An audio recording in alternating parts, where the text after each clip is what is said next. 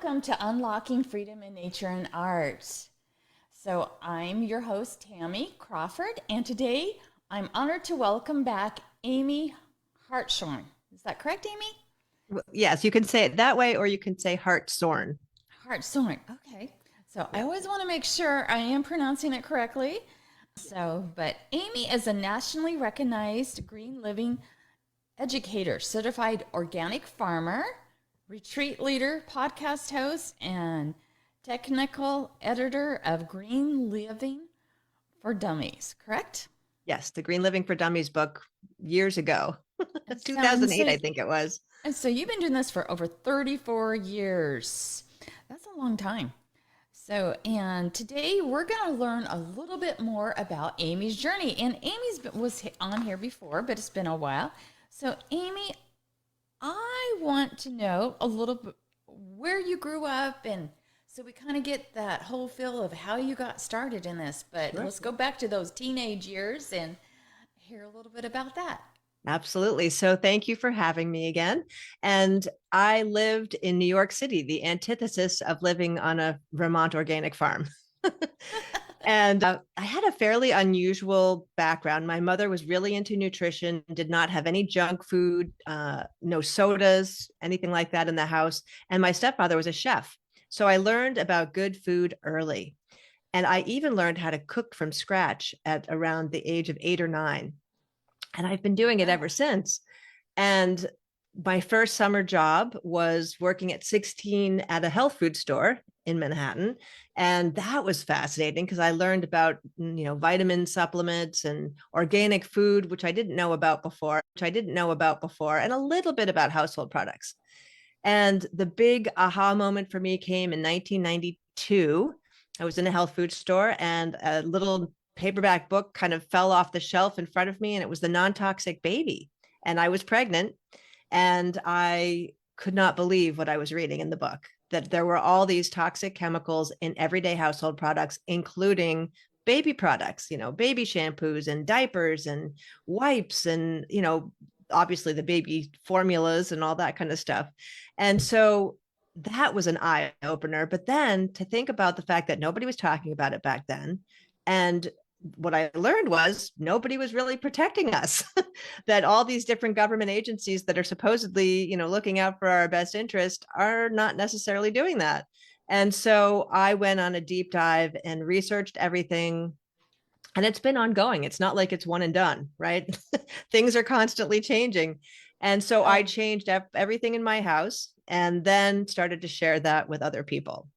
so I'm going to take you further back because so excited to get to where you're at right now. But Sure. what were you like as a teenager?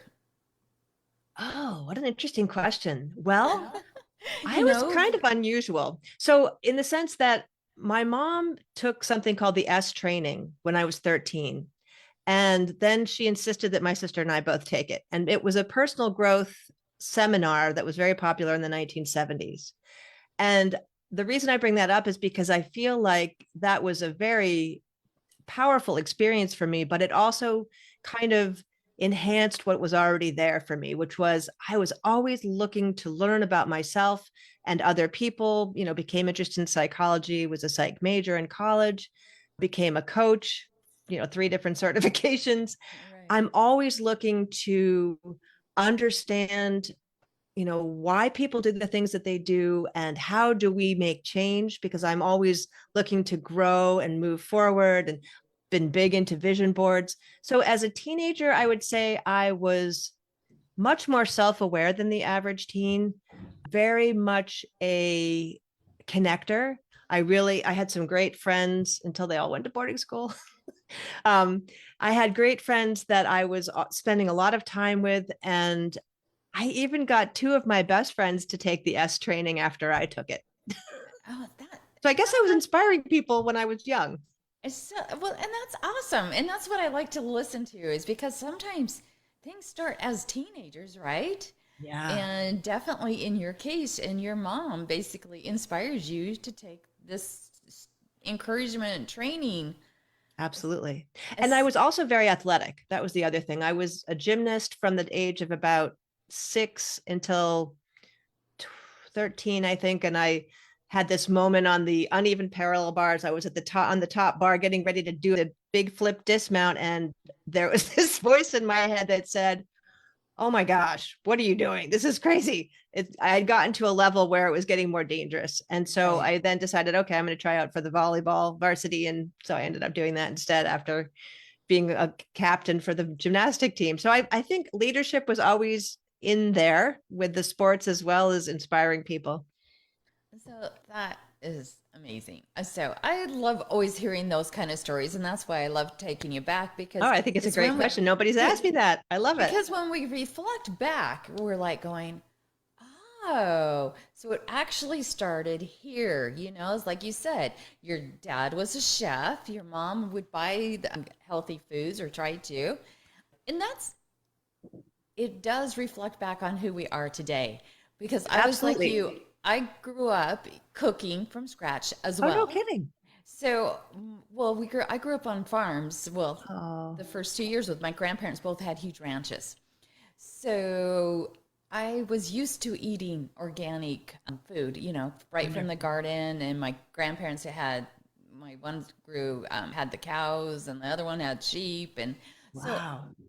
when you grow up that way, you kind of get used to it. So cooking from scratch has been always easy to me Yeah, because I've done it for so many years.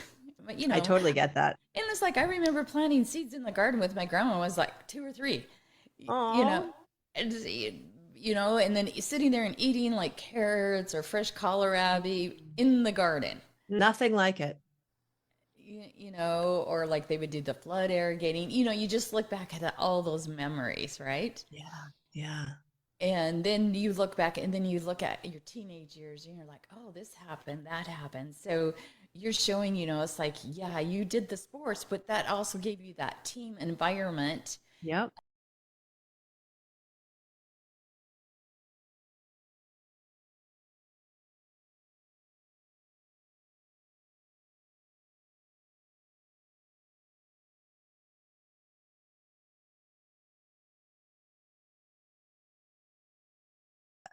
Sharing what I was doing or, what I was thinking, and it just seemed to spread. And then there's a really important third piece I forgot to mention. The idea of living in New York City for me was like almost being a caged animal. I'm very sensitive to my environment, the noise, the crime. I mean, we lived in a lovely Upper East Side apartment, and yet there were still street gangs and crazy men in trench coats, flashing themselves and all this stuff that I really hated. However, I went to a really nice private school and I had a lot of very wealthy friends with country houses. And my dad and his second wife would also take us to Martha's Vineyard, which I absolutely loved, and, Long Island. And my mom and stepfather would take us to the beach and To help you know how to relate to people better. And it sounds like you took charge. I guess I Is did. and without Yeah. even knowing it. Exactly. I think it was just a natural way of expressing myself, not in a bossy kind of way, but more No. just really New Jersey. So I was always getting out as much as I possibly could. And I loved nature. I mean, even just going to Central Park, was at least something, that made me feel a little bit more grounded and connected and comfortable. I, I get it. I felt the same way, even though because we had lived in Eugene, down by Eugene, Oregon, for like 13 years doing property Oh, management, as a full time, and then I did a lot of other things. But I always felt like I was a caged, like you said, like in a cage. Even though yeah. it was huge and we had huge grass areas, and I put flower beds in, and we had gardens there, Mm. because I did things for the kids and the tenants that were there. But at the same time, we made sure every weekend we were gone to the mountains or Yeah. to the ocean or something. Mm.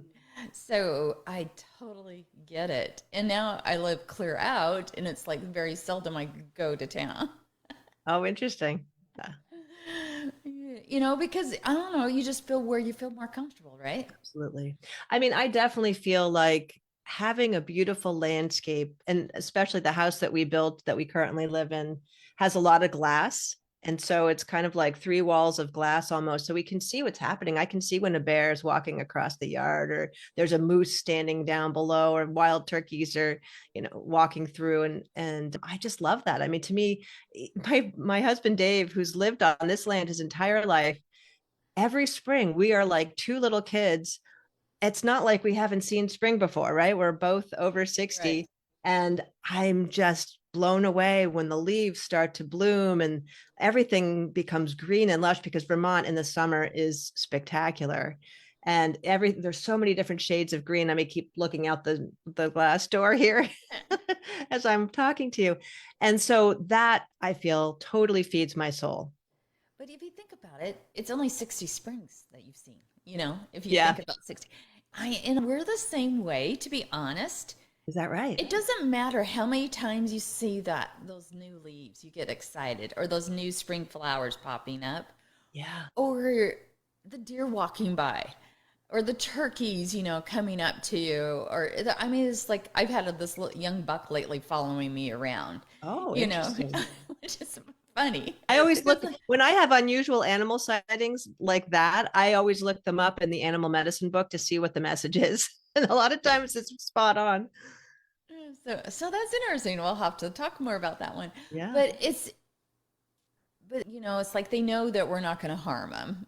Right. We've always Exactly. called our places the Wildlife Refuge Center for for I all the totally can animals. relate. But every time you see a deer or a turkey or a new bird or even a baby, of one of the robins, it's like it's exciting. And Yes. like we were talking about, like the chipmunks, it's like how I sat there and watched them test the grapes to That is see so are they wild. ripe or not. And they'll go from one to the next to the next. So they must have done that with my strawberries in my house garden, because I didn't see them do it, but I would notice that I'd wait one more day because I thought, oh, it's going to be perfect tomorrow, and then it would be gone. So they must have been testing them. It's amazing how smart animals are. Yes. Yeah, we have snapping turtles in ponds around us. Oh, yeah. And typically in the spring, we'll see one coming up the road into our driveway. And I know she's looking for a place to lay her eggs. And there's just this incredible, they must have some sort of, I don't know what the sense is that tells them where the water is or where the safer places are to lay their eggs. It's really quite remarkable. Yeah.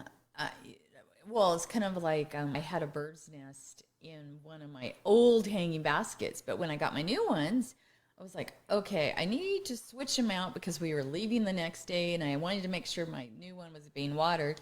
So I put on gloves and just transferred the nest with the Oh, wow. parents, watching above Oh, because there they was were. Okay. yeah, with the babies in it, and put it Ooh. into the new nest, right? To the new flower pot. Yep. And sure enough, they adopted those babies. Went back Oh, down. good. So they didn't Oh neglect them no, after no, human because I was worried. I interaction. was like, Yeah. okay, I hope this works. So but it's almost like they know you. They know if you're Hmm. not gonna hurt them. I feel like it's an energetic thing, because I tend to be the person in the room that every pet comes to. Any animal that I've ever had has always chosen me as their person, much to the chagrin of my husband and sometimes my daughter. But yeah, it's funny. I think that there is definitely an energetic, like even my first dog, we met him when he was 11 days old, and there were 10 or 11 puppies, and we were sitting, all three of us sitting on the floor, and the one that we ended up with chose me, came and curled up into my lap, and I was like, oh, okay, I guess that's our dog. Yeah, it's kind of like when you see in the movies, like with the dragons or whatever. Right. How they say, "Oh, it'll choose the person." Well, it Yes, actually it's does. true. So, anyway, let's go back to our story here. Yes.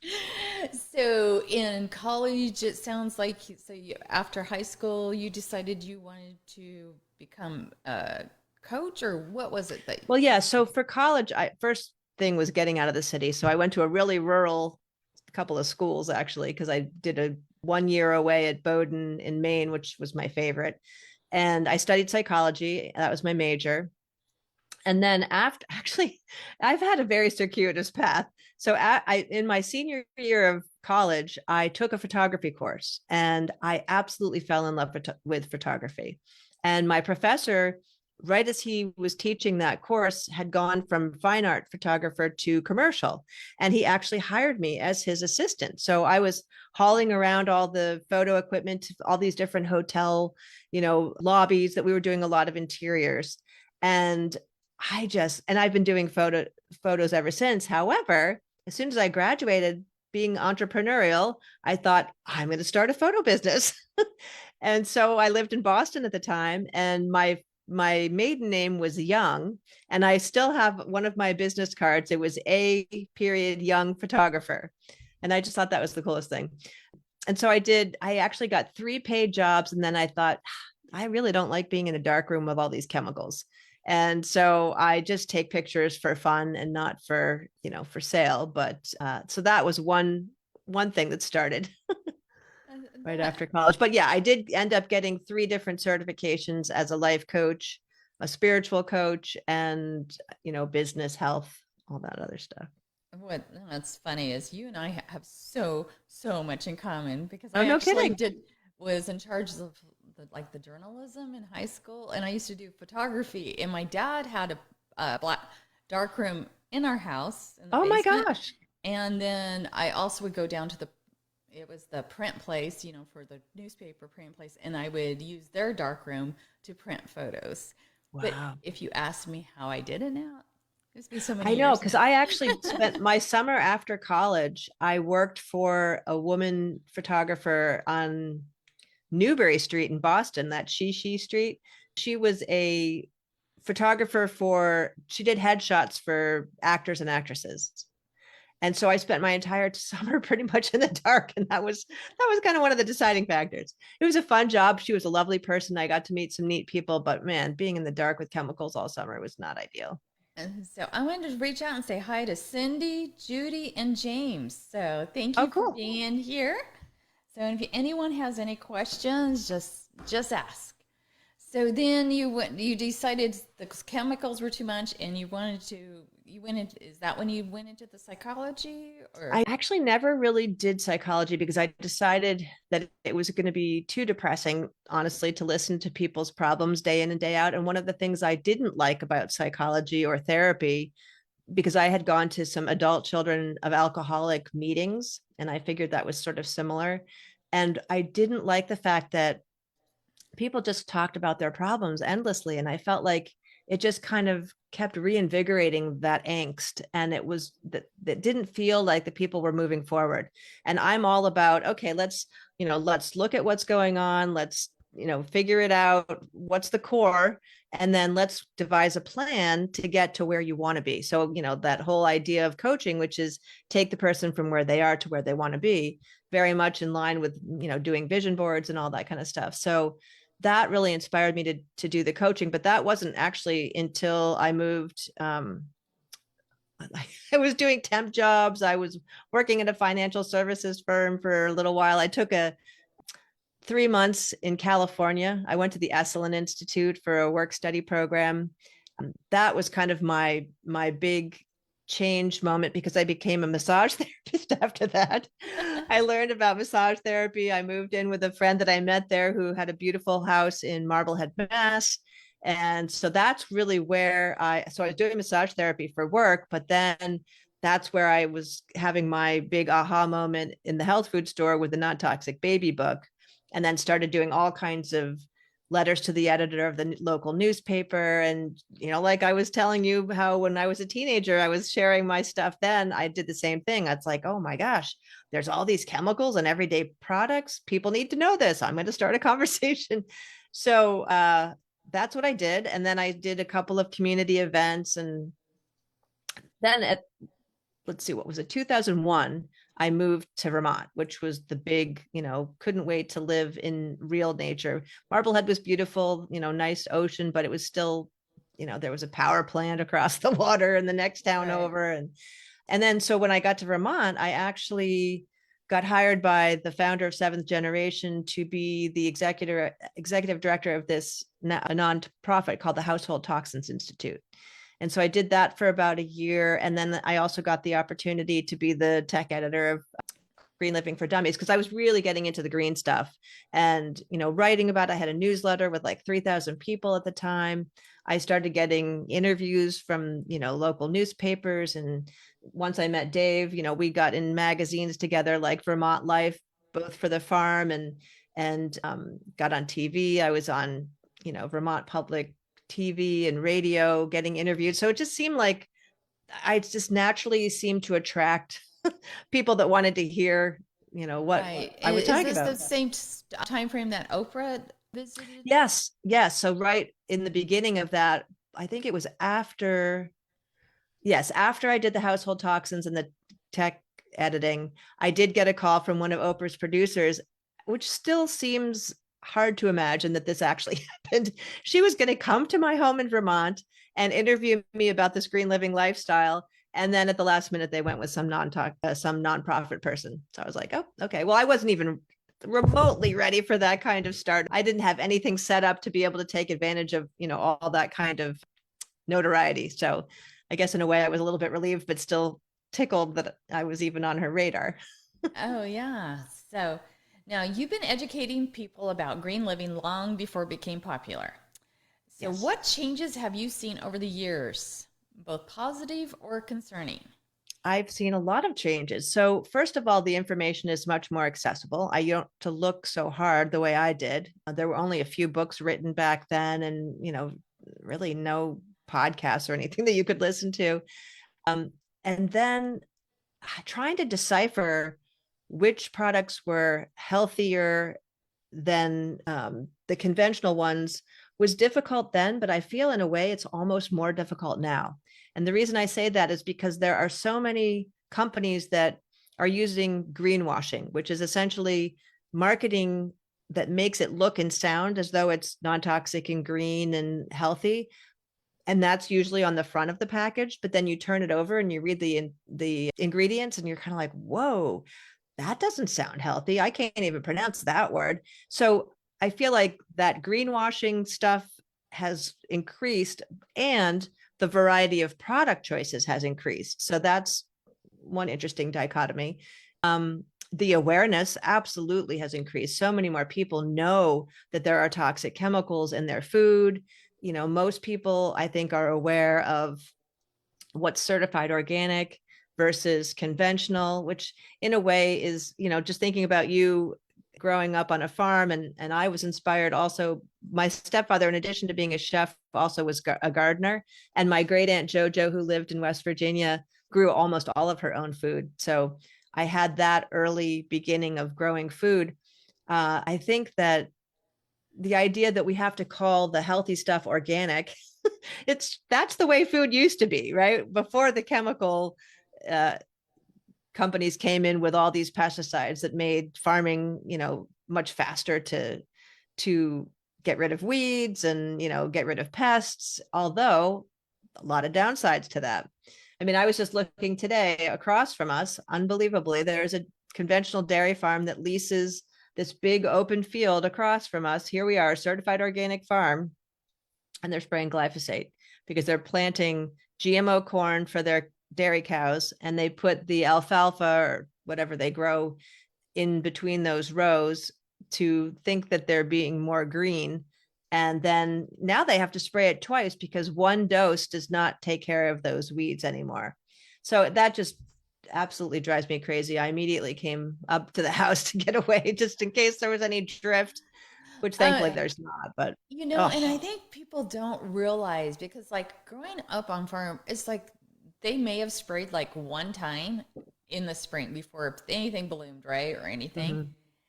And the chemicals, and a lot of those, some of those were not nothing compared to what we have today. But what I found out was interesting is like on the potatoes, it wasn't until they were going to the store that they actually sprayed or used. They use something with the powder or like potatoes. It was on in the. It's not. It wasn't at that time, but I think this is what I heard, and I could be totally wrong. Is they use something from the potato which actually can causes problems. It wasn't the potato itself was fine. It's kind of if you go to a field or plant potatoes yourself, they taste different. Oh, everything tastes You know, different, I think, when we smells. plant it You can ourselves. smell. You can smell Yeah, them, right? right. Or on the farms, the problem with some of the organic ones is when the reason why is they don't always set up in some locations. I've heard this, and I could be totally wrong, but it's like if they have field workers, they don't let them put up outhouses or wear gloves and stuff in some of the locations. And I don't Huh, know if that's true. that sounds And odd. and somebody could have just been making that up. Well, I'll I tell you have no something, idea. Tammy. I have one of the things that I've seen has been a huge effort on the part of conventional growers and big ag to create this belief that certified organic is just more expensive, that it's really just fake, that they're, just as toxic as conventional. It is unbelievable to me. I have seen, YouTube videos and then all these comments and people claiming, well, I used to work on an organic farm and I can tell you they were using chemicals. And I'm thinking that is utter BS. First of all, there's no way they would be certified if that was the case. I'm not going to say that there aren't any bad actors. There certainly are. But I would say, by and large, when some farmer goes into wanting to be organic, there is so much work and expense to it. It makes no sense to do it part of the way. And you would be able to tell if you visited the farm, if there were no weeds, that they're using chemicals. So that's one of the things I that I love have it. seen. I love it. So I'm glad that started a good conversation here. Yep, yep. I mean, So it's just, it because bugs me. it's so true because you and I both grow organic and I have weeds, okay? And Oh you my have to gosh, it's weed them. unbelievable the amount of weeds. And when you use the natural stuff, you do have to spray a little bit more. You have to be more observant, And you you do a know. lot of pulling by hand and using a hoe. And, when things are little, you can use a tractor to get the weeds around certain crops. But one of the reasons why organic is more expensive is because we have to pay more, staff people for more hours just to do what a can of, herbicide will do. But you know what's funny is when I was only like 12, I used to work in the potato fields where you'd have to go walk row by row pulling certain weeds Oh, wow. or in the grain fields. But then, it's like, I think grains were tall and stuff because they were all non GMO at Right. that time. It Right. was, like you said, we grew up in a culture where it was all organic, basically. Yeah, And today it's not that way. They just spray everything. And exactly. so there is a difference. And that was the point I was trying to get to is a lot of times we hear things, people make up things, Yeah, doesn't mean they're always true. that's absolutely right. And And just because the so, media says, oh, or you go on the internet and it says it's true, doesn't mean it is oh true. gosh, absolutely. And one thing I would point out too is that one of the things that has changed is that science changes. So, for example, 34, 35 years ago, I had read that microwaves were not good, right? Supposedly they changed the chemical structure of the food. So I never got a microwave and I really didn't. If I was ever at a store and they microwaved something, like a baked good, I could always tell the difference. Like it seemed like it changed the texture for me. And I was just never into microwaves. However, I read recently that original study was debunked. And I thought, oh my gosh, how many times, are we told something and this goes, back and forth like cigarettes, right? Doctors recommend people smoke. Can you believe that we actually had commercials that were telling us that smoking was good for us?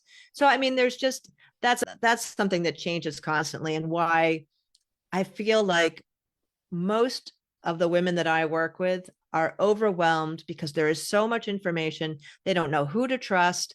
They don't know, like, wonderful small independent organic food companies do so well that then they get the interest of the big food companies and they get bought out. And so then there's the question of, okay, well, are they changing their ingredients at all? Is, anything changing because of this new ownership? And it happens with all kinds of brands. I mean, Seventh Generation was bought out. Ben and Jerry's here in Vermont was bought out. Stonyfield yogurt was bought out by Dan. So that keeps changing the playing field. And so I completely understand why some people feel like, oh my gosh, this is overwhelming. I don't know what to do first. What really makes a difference? What am I supposed to believe? And so one of the things that I've done is I start people typically with food, but also in their kitchen, because I feel like the kitchen is the home center, the heart center of the home, I should say. Right. And so one of the things that I've figured out is that people want to know the information, they want the swaps, but they also need the framework to be able to ask the right questions. So this non-toxic kitchen reimagined course that I came up with, and it's all videos, just under 10 minutes each. The whole idea of it is to ask the right questions about, okay, so what is really important? Does something change with my food when I heat it? What am I storing my food in? How am I preparing it? What am I using for cutting boards? Even that question of microwaves or air fryers, which I'm not a fan of because I had one and all I could smell was plastic when I turned that sucker on. And so I thought, well, that doesn't smell very good. I'm sure Well, that's not great for my food. and people don't realize is air fryers is just a convection oven. So Yeah, in higher basically, heats, I think. and but actually, because well, I have a convection microwave, one of the really fancy ones. I had an air fryer, got Yeah. rid of it because it Oh, was no the same. kidding. I was like, my convention oven is the same thing. So Yeah, I'd rather use a convection oven because then it circulates the air yes, and and that's it's basically all usually it's metal doing. inside instead of It's plastic. just a convection oven's bigger, and your air fryer. Yes. Yes. Yep. Yeah. So I think a lot of things have changed and some of the things have stayed the same, which would be that they're still using toxic chemicals in our food and in our everyday household products. We just don't necessarily know, as much about them unless we do the research.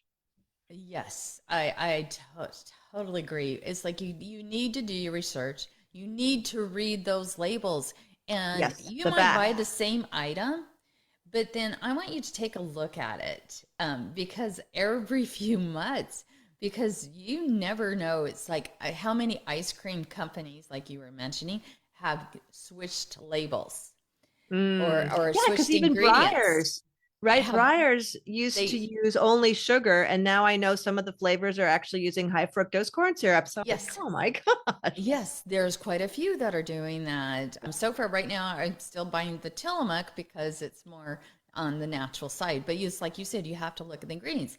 And one of the Hmm. things I was looking at is because some of the ice cream, and it can be in the same company, are using soy when some aren't. Oh So wow. you have to look at that. And I've always read labels because I'm allergic to lemons.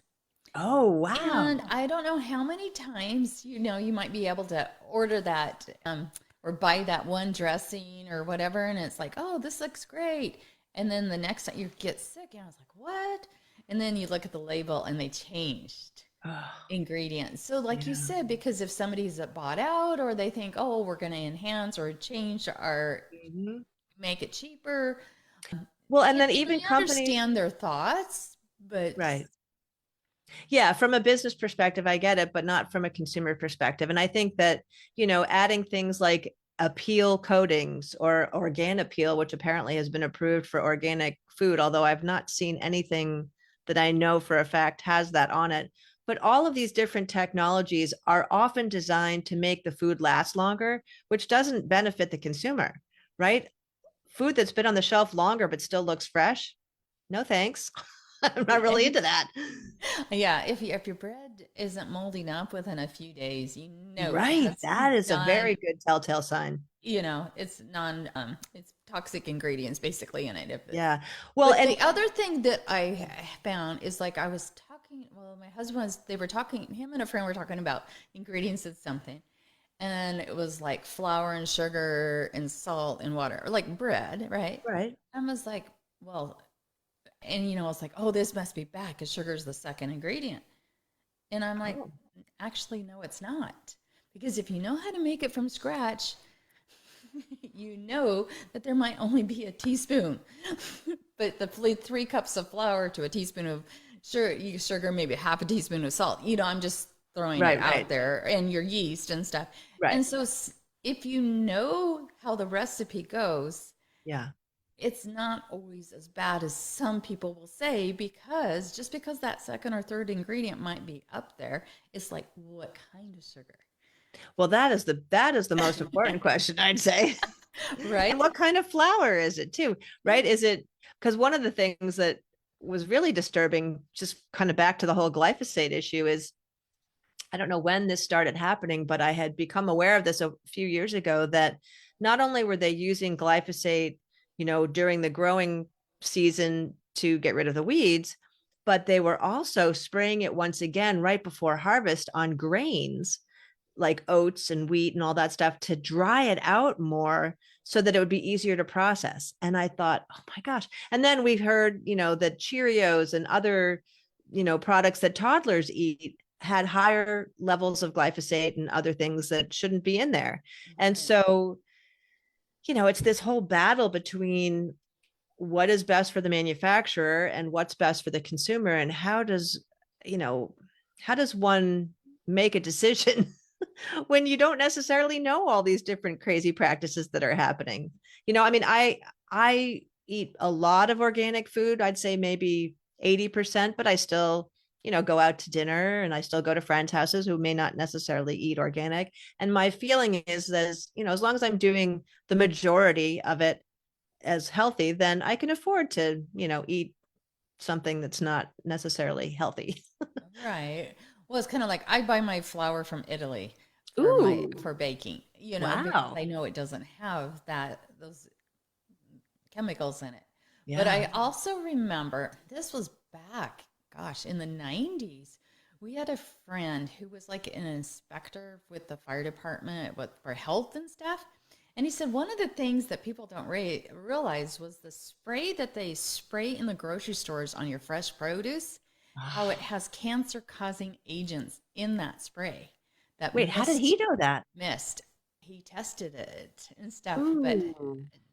And which they're was not interesting. supposed to spray the organic stuff with those sprays. But so I don't know if that's still true to this day, but at a time, you know, it's Well, it's all the always more reason to interesting. grow our own, right? It is, but Well, it's and I'll like, tell you something. I do tours on the farm. That was how I got on HGTV, as a matter of fact. And one of the things that just makes me so happy when I do the tours is when people taste a vegetable that they have just picked, like a cherry tomato that they pop into their mouth. The reactions, both adults and kids, is amazing. They're like, oh my God, I've never tasted a tomato this good, or green bean, this is so good. Or they'll eat kale or mustard greens right off the plant. I had some amazing stories with little kids who the parents would tell me ahead of time, don't be upset that Johnny's not eating the vegetables. And of course, that made it a little tricky because I did a vegetarian lunch for the people that were having lunch tours. And so I made extra organic pasta with grass-fed butter and salt just in case, right? So we had lunch first, which typically I do it at the end. He ate all of his pasta, which was lovely. And, everybody else ate the vegetables. We go and we start the tour. And part of the tour is going around the organic farm, picking all these different things and eating them. And this little 2, 3-year-old kid is eating stuff. And I'm just watching, amazed, as are his parents. We even get up to the house gardens where I had lavender. He started eating lavender flowers. oh, I was really? like, and mustard greens. And I thought, this is remarkable. How just the taste of fresh vegetables, fresh food, people get it. Little kids, adults, doesn't matter. We taste the difference, Oh, you do. Yeah, it's like the uh, life energy of it, when I even. go to the grocery store, I smell everything because Mm, if it has no scent to smell like what it should, that's a good point. I'm just like, okay, I'm not buying this. Well, because you figure, one of the things I learned a long time ago that was very disturbing is that most produce, doesn't matter whether it's conventional or organic, that's in a supermarket is generally a week old from the point of when it was picked, because usually it gets picked and then it sits in a warehouse and then it arrives at the store. So it's already lost probably the majority of its, life force, energy, and or vitamins and minerals. or they pick it green. It's so Well, green. that too, But right? And but then they put ripening agents on, like bananas, to make them ripen. so in the well, and like this is interesting. So our granddaughter had a reaction to strawberries when she was little, right? And we're like, oh, that's weird. Wonder why. And it was to the store-bought strawberries, Oh. and it wasn't to ours in the garden. Mhm. And, you know, we weren't sure. So, of course, we just stopped her playing. But it was like, if you look at the regular strawberries, you'll notice they're white inside, right?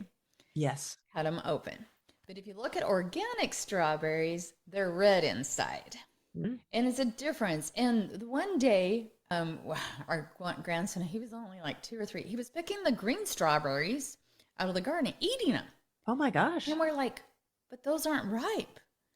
And he's like, they taste so good, you know? And so I tasted one, Interesting. and it tasted better green than the red ones that were not organic.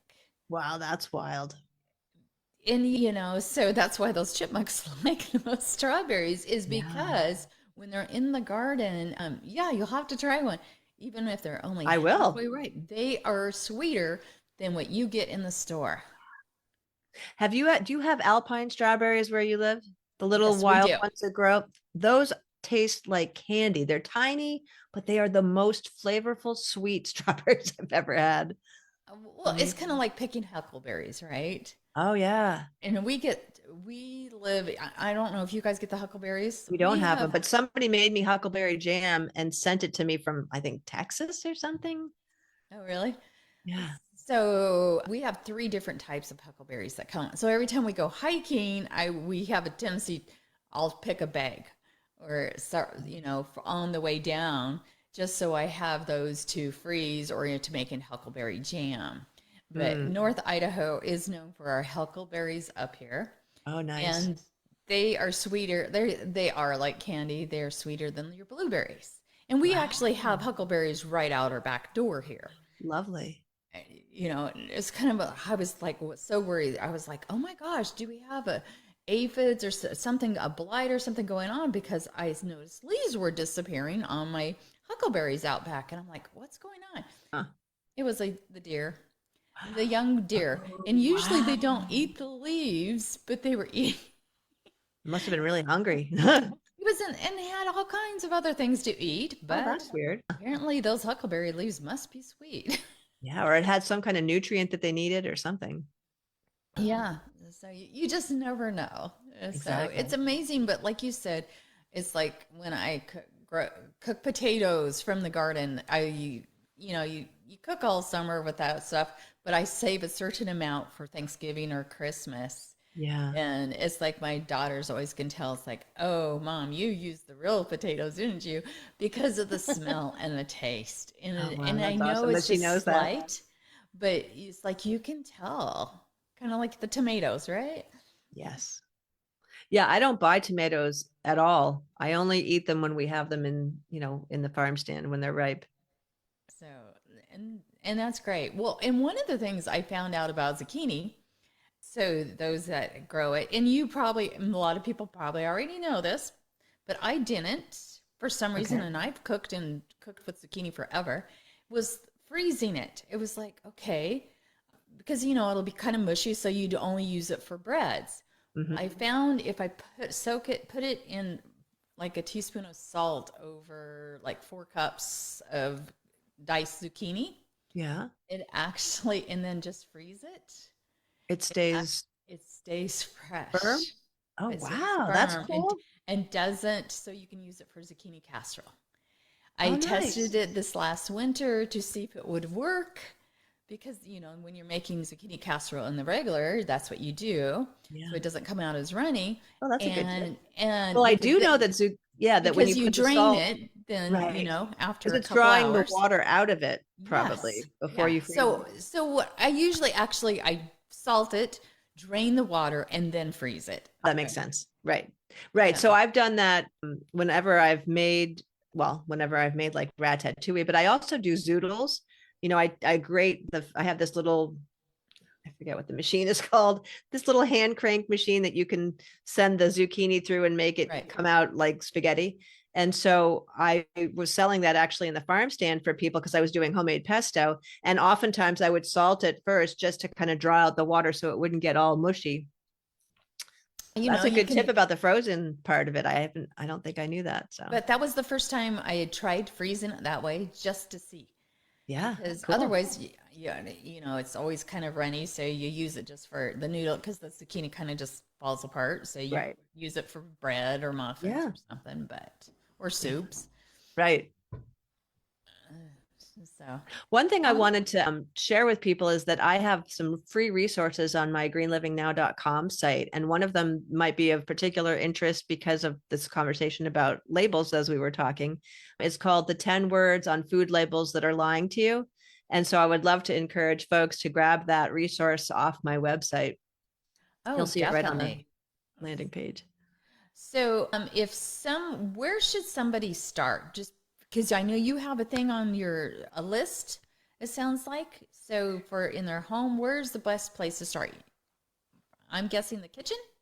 Yeah, so the kitchen is where I typically direct people, and we talk about food, but like I was saying, for that non-toxic kitchen reimagined course, it's all those other decisions around the food, like, storage, preparation, how you're cooking it, how just asking the right questions as far as which things make the most difference, right? So that you don't have to get frustrated every time some new article comes out or a new study comes out. You actually have a framework to figure out how to make these decisions as you go forward.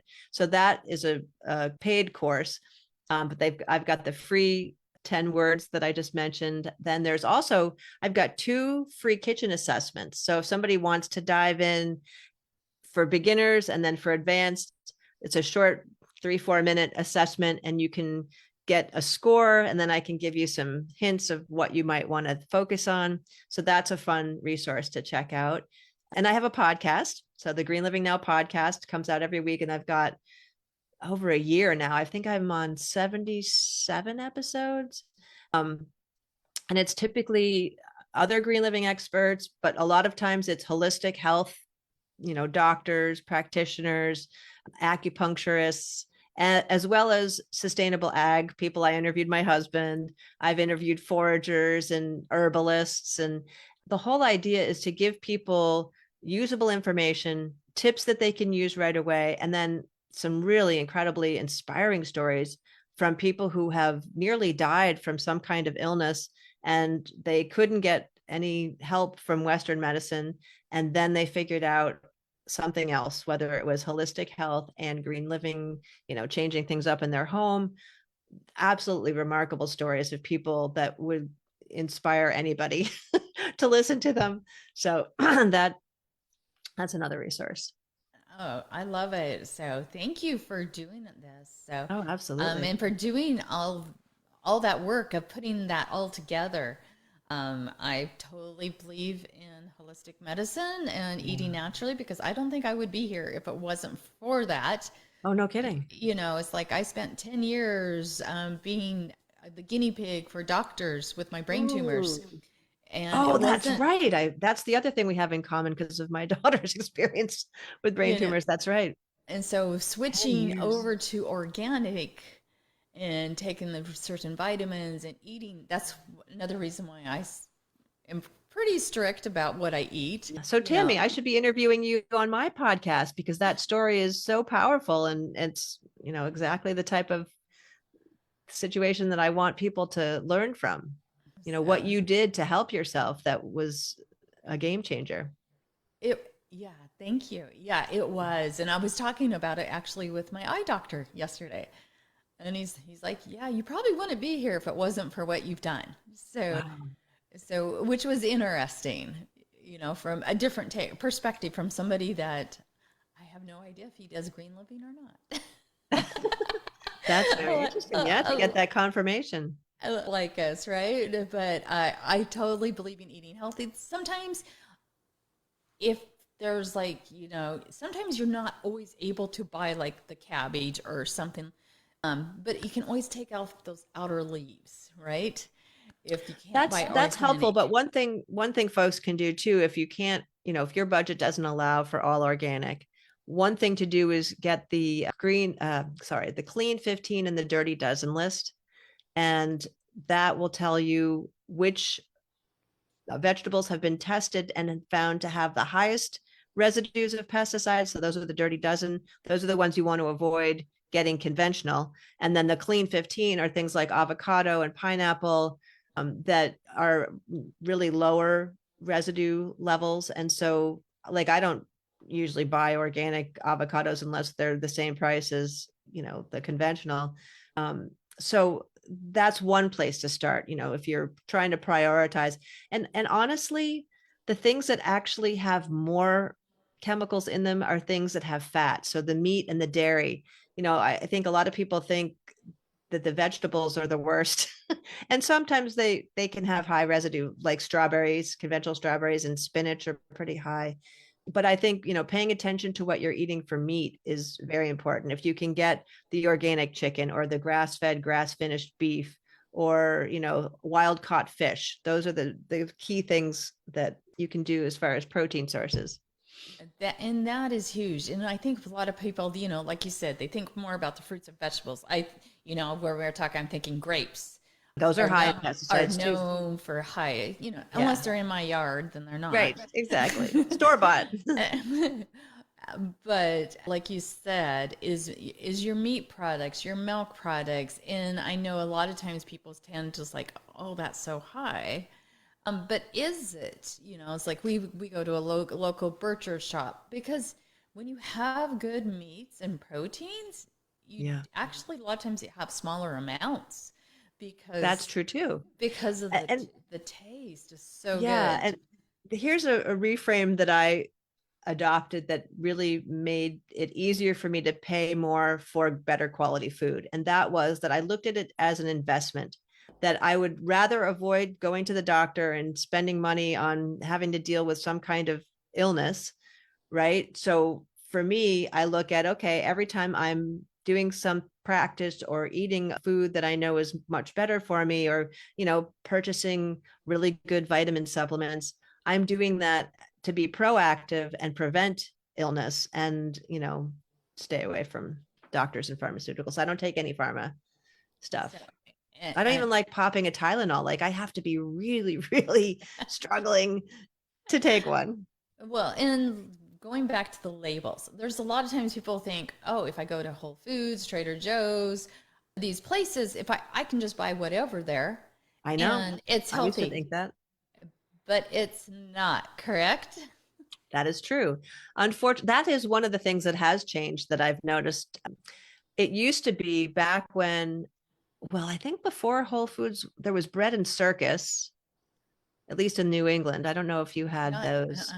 But so my thought is that initially health food stores and big stores like Whole Foods and I don't think Trader Joe's was ever particularly all organic.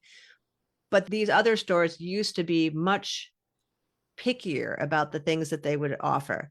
And now I find that it's kind of a blend of conventional stuff and organic stuff. And so you have to be much more discerning, because you can't assume that they have vetted anything, because even the produce now, there's conventional and organic produce in a health food store sometimes, depending on the health food store. Trader Joe's definitely is not, I wouldn't even say they're not even majority organic. They're majority conventional with a little bit of organic kind of mixed in. I agree because I'll buy a few things there that I Exactly. know, but it's like our local grocery stores have more organic stuff. Right. And then Costco, I go to And Costco once a Costco month. has. They have really upped their game as far as the amount of organic. And I buy, like, the organic Vermont coffee that I buy, I can get 2 pounds for almost what I pay for 1 pound in the supermarket.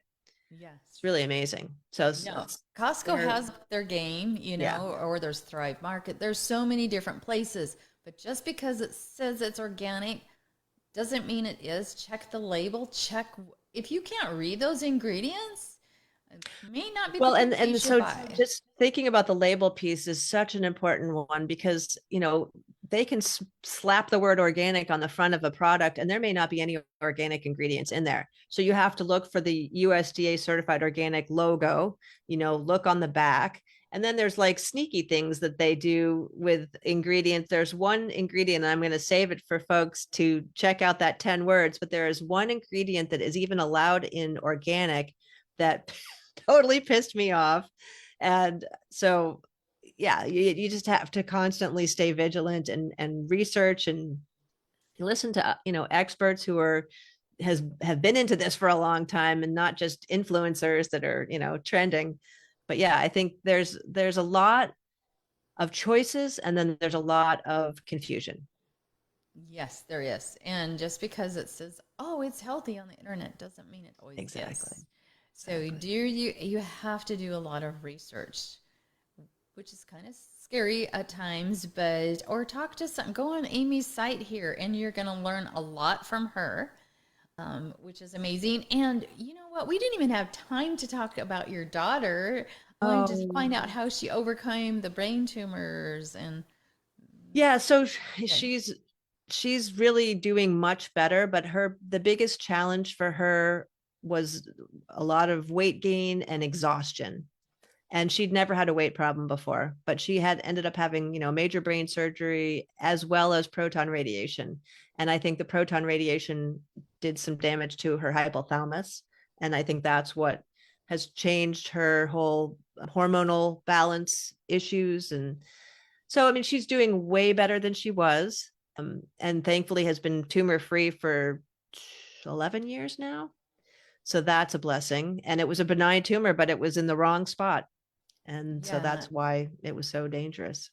And people don't realize is a benign tumor can switch automatically. And we all have cancer cells in our bodies. Yeah, there's that And, too. and people don't realize that. And so eating the wrong foods can trigger that or trigger, it's kind of like I have know so many different people that are always getting sick, always at the doctor. Yes. But then you look at their cupboards, their pantries, and you're like, maybe if you switched out to some healthier Yeah, I mean that whole and they don't always adage. and they don't realize it just because they don't read the labels. Well, and that's probably how they've grown up, and they've never really had a reason to question food because maybe they just aren't aware that food can have a huge impact, or any of the toxins, the toxins in the food, the toxins in the household product, whether it's your shampoo, your cleaning products, or the new carpet that just got installed, or the paint that you just painted your room with.